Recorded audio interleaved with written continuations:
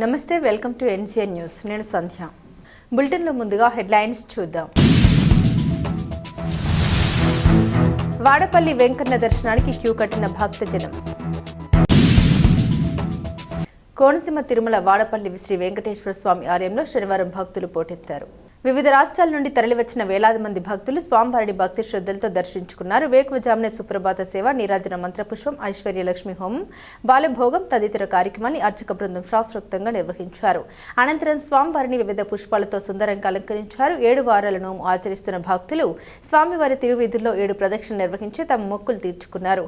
భారీ క్యూ లైన్లో నిలబడి తులాభారాలు, కానుకలు సమర్పించారు. వేద ఆశీర్వచనం, విశిష్ట దర్శనం, ఉచిత దర్శనం ద్వారా 1,00,000 మందికి పైగా భక్తులు స్వామివారిని దర్శించుకున్నారు. ఆలయ ప్రాంగణం, తిరువీధులు, క్యూ లైన్లు జనసంద్రంతో కిక్కిరిసిపోయాయి. దర్శనం అనంతరం వేలాది మంది భక్తులు అన్నప్రసాదం స్వీకరించారు.